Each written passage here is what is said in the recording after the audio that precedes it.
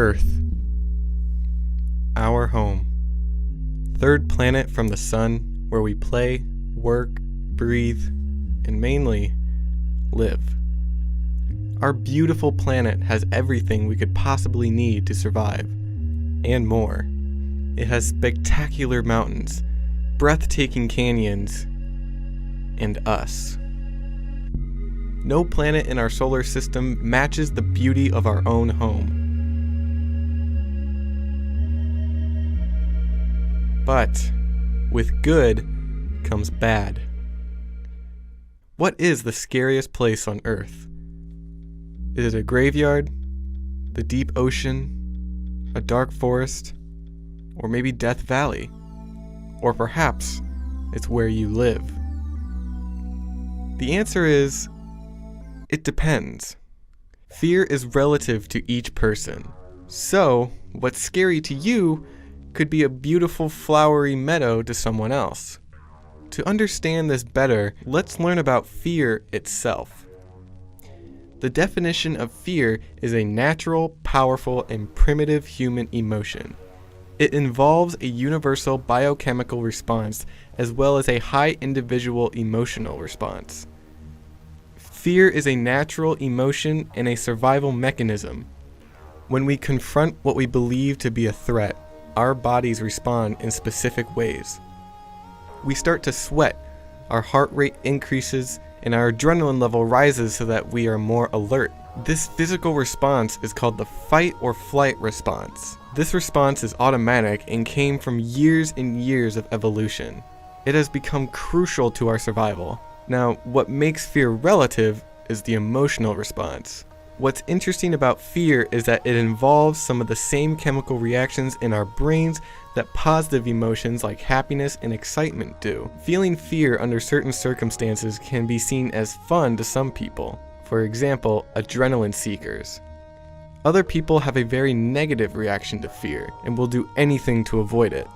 But that doesn't answer the question of why some people may be afraid of water or birds. This could be explained by past experience or trauma.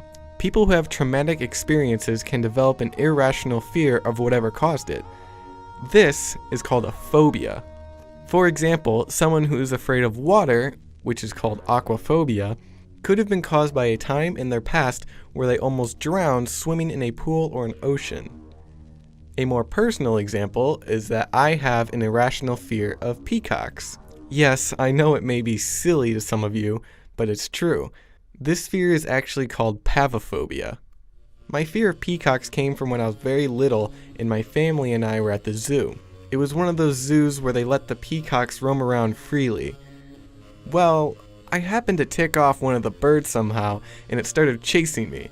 Now, some people may brush that off, but remember, I was quite small, so the peacock looked huge to me. And the experience of it chasing me traumatized me for life. I have gotten better with my fear. They don't bother me as much when I'm at the zoo. But even now, whenever I see a peacock, I feel all the symptoms of fear.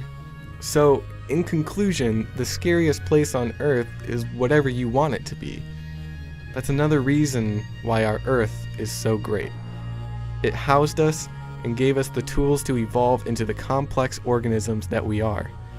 Without it, we wouldn't have dogs, cats, you, me, or Michael Stevens. If you couldn't tell already, this series is heavily inspired by Vsauce. And I wanted to start off this show by thanking Michael, Jake, Kevin, Nicholas, and everyone involved behind the scenes. Without them, I wouldn't be making this show. I wouldn't be as excited to learn about Earth, our universe, and humans. They make learning, well, fun. So, Vsauce team, thank you. Click here to check out Michael's video on the most dangerous places on Earth, and if you enjoyed today's video, help me out by clicking that subscribe button and hitting the like button. Until next time, let's learn together.